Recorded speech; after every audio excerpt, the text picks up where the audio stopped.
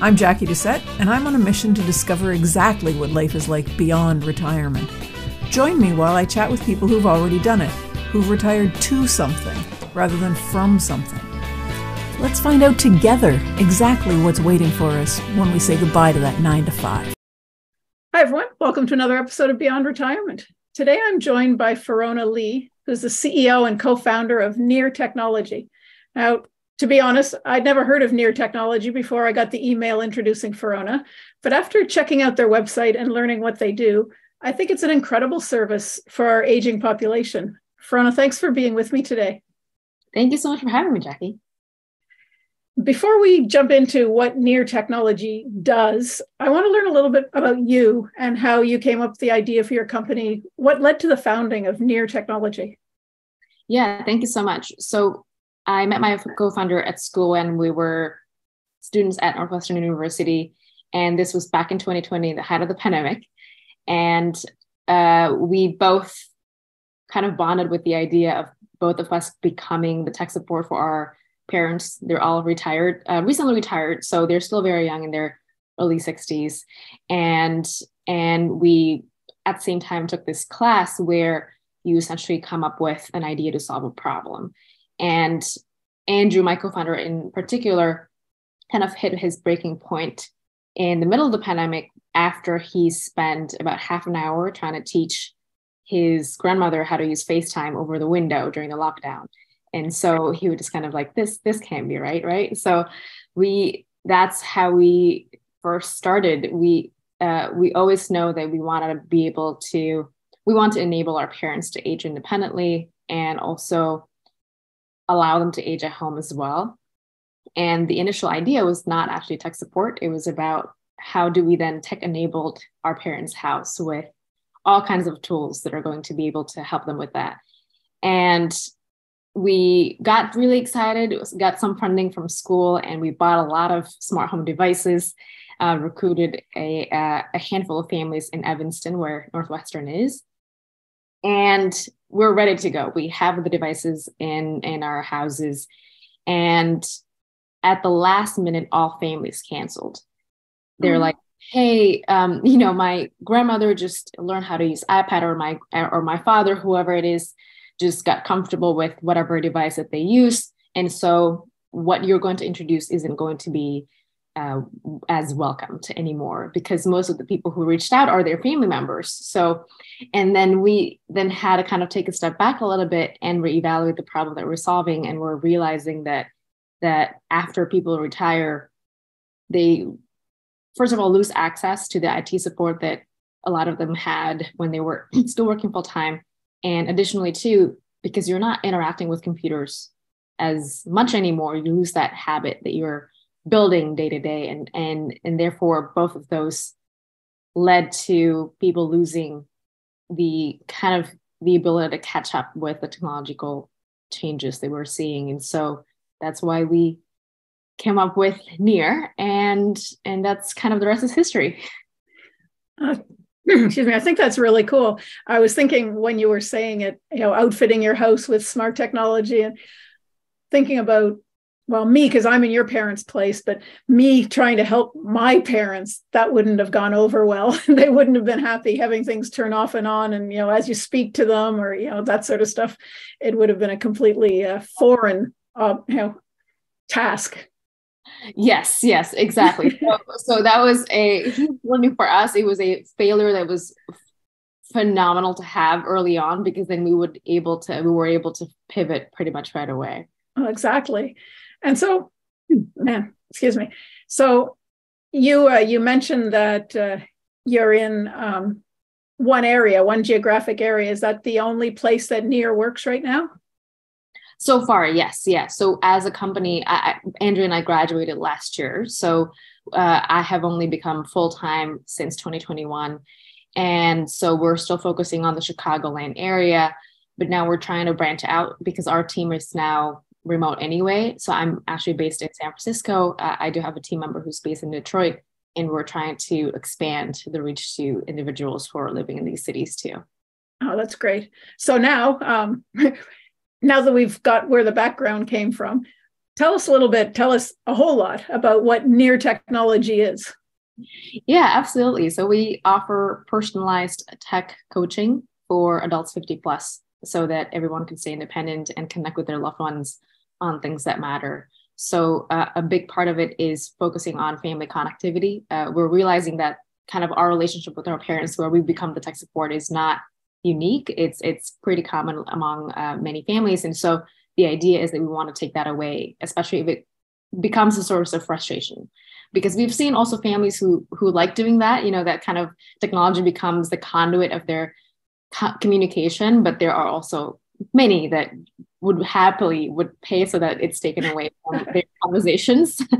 And in addition to that, something that we've been working on more and more, and the reason also we reached out to you, is focusing on that independent piece. Because from our first cohort of kind of customers, all of them are retirees, but don't necessarily consider themselves as retirees, because I think the label retires is the definition of retirement is a little outdated, in that, you play golf, sip martini on the beach, and that's pretty much all you do. When most, if not all of our clients they're still working, either they're now students full-time or working part-time or sit on as board members, whatever it is. And so the personalized piece on the tech coaching really is to support whatever it is that they want to do.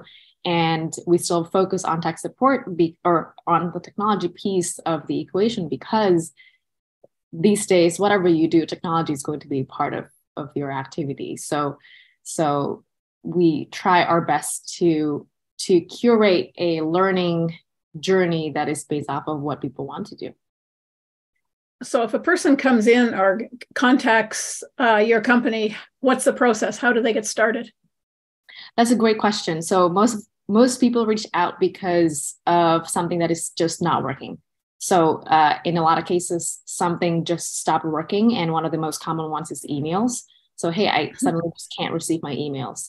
And most of the problems also come with kind of the complexity of the interoperability of different systems these days. So for instance, if you're on an Apple phone, but uses Gmail, and then use, a mail app on your phone, when you don't receive emails, there are multiple reasons or potential reasons why that is. And so that is where people typically start with. So something just stopped working. And then from there, we match them with what we call the near neighbor, is what we call our staff. Based on their personality and also the devices that they use, so that it is based off of, for instance, I'm an Apple user, so all of my clients are all Apple users as well. So we can understand the problem more intimately. And then afterwards, they will try to create not necessarily a curriculum, but something like that, or like a learning module, so that they can advance in whatever that they need to advance. So for instance, we do have a handful of customers who are students right now and taking online classes, and they need a host of tools that would be able to kind of equip them with the schooling. And so now the learning module is based off of that. So it's very much goal oriented, and we follow essentially where the customers are. That's really cool. So you can help them if they come to you and they say, I don't know how to do anything, and I want to be able to talk to my grandkids. You'll teach them how to use the various apps or whatever they need for that. Yes, exactly. So that's why the personalized piece for us is very important, because people are at different stages, and we understand more and more now how technology is also very personal, because the way people, or the reason people use it, also are very different, and the tools are also very different. And it's not it's very, very common for people to have the same device with the rest of their family members, just so that they're all in the same ecosystem. And so that is also very personal from families to another family. So do you help people as well with the software applications if they're having trouble? Like if say they're a board member and they've never done that sort of thing before, without an IT department behind them for when Excel doesn't work, will you help them with Excel or with the other programs that they can't do things with, or do you send them a package to learn how to use Excel, or how do you work with them? Yeah, that's a great point. I now realizing I haven't not mentioned. So everything is on a coaching format. So we typically go on Zoom, because Zoom is second nature now for a lot of people, and we coach them. We walk them through step by step on how to go about using the system. It is a strategic decision, and also something that we build in how we help people, that we don't take over their devices, because the purpose is really not to fix it and then leave it. And we want to make sure that they can solve the problem themselves. And if the same issue arises in the future, then we will do it kind of, with the written instruction manuals as well. Oh, nice. So that's good. I know a lot of people, myself included, like to have the instructions there beside me when I'm trying to figure something out. It's nice to see it and go through it, but even if you've done it once or maybe twice, it's not always at the top of your head the next time. Yes, yeah, exactly. And I think that's the key as well, is that when you're kind of type of work shift from a 9 to 5 to something that is more flexible, you don't necessarily use the same system over and over again. For instance, I use Excel every day, but for someone who doesn't use it every day, every time there's an update or an issue that is new, you don't necessarily encounter them that much. And so it takes time to build up the habit. I was actually just Googling something because something isn't working in Excel when you beeped in because I'm having troubles. I noticed on your website that there are different ways to interact with you, either in a kind of a one-time coaching appointment or as a subscription kind of. Mm-hmm. So do people have to take part as a subscription, or can they just say, oh, I remember Near Technology is there, I can give them a call now and just use them, one-off whenever they need you? Yes, they can. So we offer the membership option for people who need either ongoing coaching or wanted to have that learning module that is built out over several weeks or several months, so that they get access to a discounted support. And related to that too, I haven't mentioned this, but before this summer, everything that we did was in person, because when we started in 2020, we did actually offer Zoom, but no one took it as a service, because at the time Zoom was not a thing yet. And then when we got into 2021, we already saw signs that people are comfortable using Zoom, because especially when Omicron started to kind of took off, some of our clients were like, hey, let's just meet on Zoom, because I don't want people to come to our house. And so starting this year, we have started to embed the Zoom experience into the learning experience a lot more. So it's a lot more hybrid now. So for members, we do take the first 3 meetings in person, so that it establishes trust pretty quickly. And we can also see their working environment at home, their computer and whatnot. And then afterwards, we'll continue the relationship on Zoom. The key is that we try our best to make sure that each client sees the same neighbor every time, so that the relationship is quite similar to your relationship with a personal trainer. So you work with the same person, they know your journey, and can kind of take you throughout. I think that's a great idea, because it's something I hadn't thought about before, but it's important, I think, for someone to get comfortable with the person who's teaching them, even if it's computer teaching, not physical training, because you get comfortable, you can ask questions, you don't feel so dumb when things don't go right. Yes, yeah. And I think that you brought up a good point about making sure that people feel comfortable asking. I think a lot of the barriers from a lot of our clients to even reach out the first time is that they feel that they should know the answer, or that they feel a little dumb, when in fact, we know for a fact that it's not the case. So it's just like practice. So without giving away, any details about, identifying kind of things, can you talk a little bit about some of the clients that you've had and what you've helped them do? Absolutely. Let me think of a couple of examples that would that I think encapsulate the kind of our customer profile here. So most of our current clients are in their late 60s upwards to in their 90s. And Wow. they're all, which is quite amazing that we have people in their 90s still pretty much active in their computers and active with publishing and writing as well.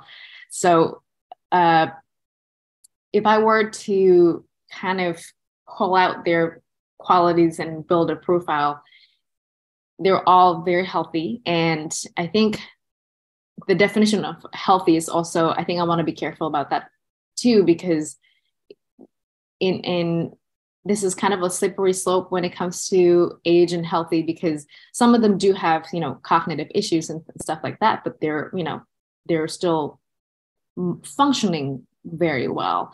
I think there is a lot of misconception there. So I just want to put in a little asterisk in very healthy comment.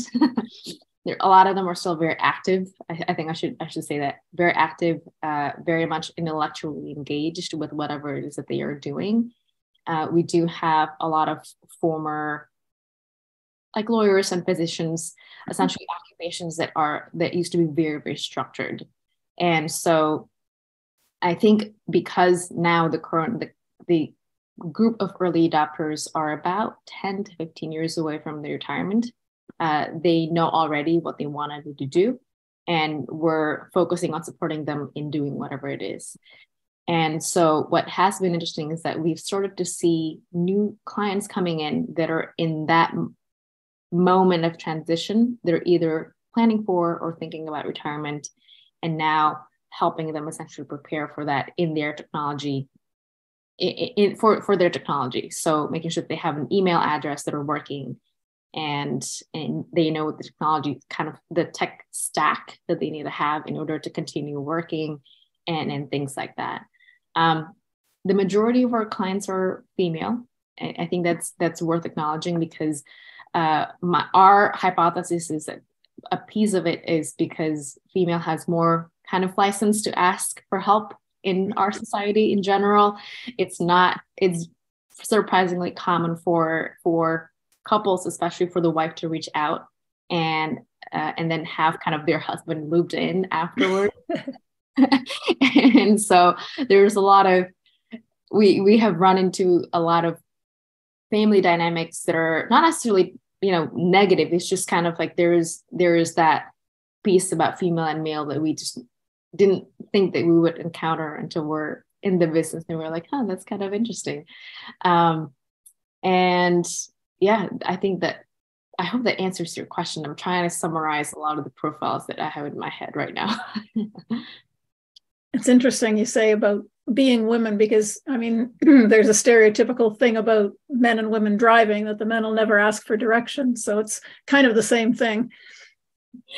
Yes, yeah, and luckily, I think for the ones that have, because we do that where we make sure that they see the same person over and over again. It helps some of our male clients to feel safe, that they can ask any questions that they have without feeling dumb.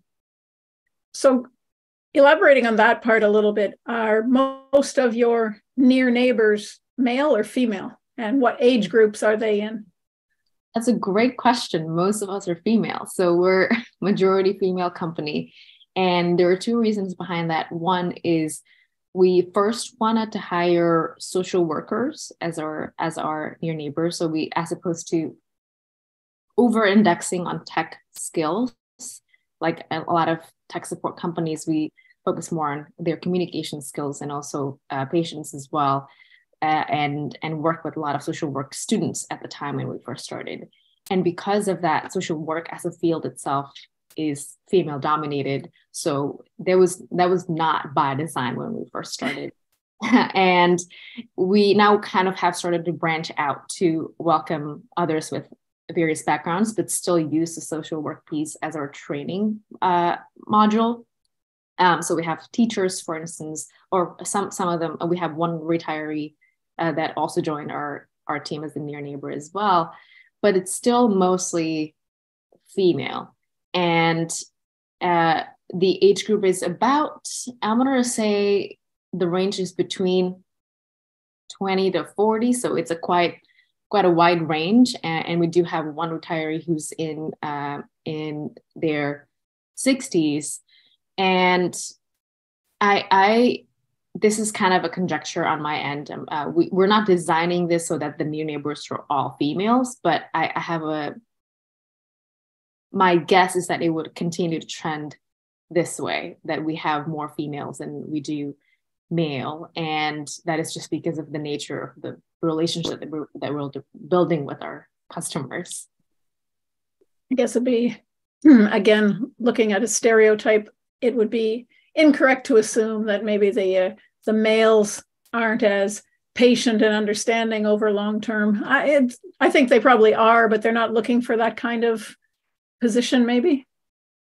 Yeah, I'm not entirely sure either. So I think one piece of kind of misconception that I know now is that female are equally equipped or skilled to do these type of work, because I think when you think of tech support, you always think of a guy.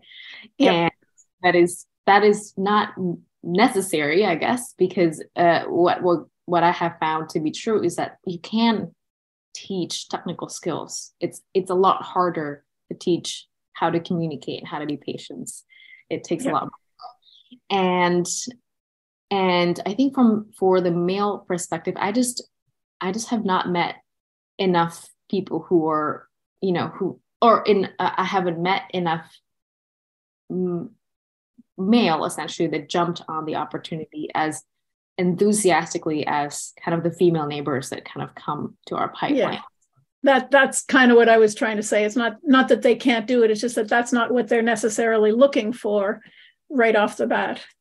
Yeah. The IT side, maybe, but not the relationship and communication part. Yes. Yeah, that's correct. So has it been, I guess it's been fairly popular so far. You're doing well. It's I don't want to ask how your finances are, but it's people are positive about the experiences that they're having, and they're coming back repeatedly. Fortunately, yes, we still have a quite small pool of customers so far in Chicago. We have about 20 members, so not massive, but we've been having a great time with all of our clients. We have very loyal clients, I think, in the past 10 months. So we only launched most of our products, or I guess Surface offerings were launched in January. So although so it's been about only 11 months, going about a year. And on average, each of our members sees us 9 times in the past 11 months, which that's great. So that they're heavily engaged. But I think one of the things that we're still trying to figure out, or one of the things that we're still trying to improve, is how do we make sure that people are aware of the business? Because our initial approach was to collaborate with retirement communities, and we focus on independent living for people who are still active and whatnot. But the challenge with that approach is that it obviously is limiting ourselves to people who are living in those apartments when most people are not. And that is one piece of the kind of the puzzle that we're still trying to figure out. How can we approach a lot of people without having to pay a lot of advertising? Marketing. Marketing can be expensive, so we're very much aware on how to navigate around that. Yeah. So, well, I'm finding recently there are a lot of podcasts that cater to that demographic. So that's a good place to go. Yes, and we to be honest, we all are in the company. I mean, there's only 3 people now, so it's a pretty tiny team. But we're a big fan of what you do, because I think the idea of retirement being much more than leisure is something that we also believe in as a company as well. And so it's just what a pleasure to be chatting with you today, honestly. So well, thank you. I was thrilled when I got the email, actually, because it's nice to see people thinking about what goes on after retirement before they get there, and how to change it, how to help it, how to improve it. I think that's wonderful. Thank you. I mean, at the end of the day, I think all of us in the company are thinking about our parents right now, because most of them are retired, but it's, I'm inspired by my parents too, that they're not just doing leisure. They still want to do things. And I think unfortunately there aren't, or there have not been. I'm hoping that there will be resources, or I guess opportunities for people to explore even that idea. And so if we can help at least on the technology side, I mean, that would be a dream. Yeah, no, I think that's a great niche to be in, because I had never heard of anybody doing that sort of thing before. Obviously, companies have tech support that you can call into, but not one that's specifically designed for, the people who are having the problems. Thank you. I'm hoping that, by chatting with you and also working with other organizations, we'll spread the word out. So, well, exactly. So you mentioned that some of your clients have been keeping in touch with you about 9 or 10 times over the course of the 11 months. So with the subscription program, is there a limit to the number of times in a month that they can talk to you? No. So with the subscription, they get discounts on the private coaching. So for each private coaching, they still kind of pay out of pocket. And there isn't any limit as well. And with the subscription, we also allow them to call us for kind of quick support, like 30 minutes or less, via phone call, email, and chat as well. And there is no limit for that. So for the quick support. Awesome. So what would you like the listeners to know so that they can pass on to other people about near technology? I think for those who are thinking about retirement or in that transition process, a quick note would be that we're here to help. And so I don't necessarily like to be like very salesy. That's just really not our style. If you think that you need help, we're here for pretty much everyone. The in-person coaching is available only in the 3 cities that I mentioned before, which is Chicago, Detroit, and San Francisco. But if people are comfortable doing things virtually, then we're pretty much available everywhere. And for the younger listeners, I want to encourage everyone to start thinking about what it means to retire, and not necessarily to think about what their retirement is going to be like, but just think about it as the next phase of their lives. I personally want to get excited about my life in general. And I don't think 65 or whatever years old is going to mark the end of me enjoying life. And I want to encourage younger people to also think about that as well. And redefine that together, because especially in the US, I know that there is a massive demographic shift that is going on, and the next kind of wave is going to be the millennials, which is the generation that I'm in. And now it's the time to build the foundation for how it's going to look like when we all retire. And so I'm blabbering now, but I hope that's no, it's great. I don't think you're blabbering at all. I thought of one last question I'd like to ask. If people are kind of wondering whether your services are what they need, or whether there's really something that you can help them with, can they call and have a quick conversation with you to figure that out? Yes. Yeah. We purposely, and I can send this to you maybe afterwards. So we purposely make my calendar public, so that similar to what you do, so that they can have kind of a 30-minute chat with me before they decide whether or not they want to work. Fabulous. Yes. So, yeah. Well, that's wonderful. Thank you very much, Ferrona. I've really enjoyed chatting with you and learning about near technology. I think it's something that a lot of people are going to be happy is around. Thank you so much. And thanks for the opportunity to share our story as well. And we hope that people will learn something out of this. So, sure they will. And that's it for this episode of Beyond Retirement. Thank you so much for hanging out with me. I hope you enjoyed it. Are you ready to start rocking your retirement? Head on over to www.beyondretirement.ca/rocking it and sign up to plan out your own roadmap for retirement. Don't wait till it's too late.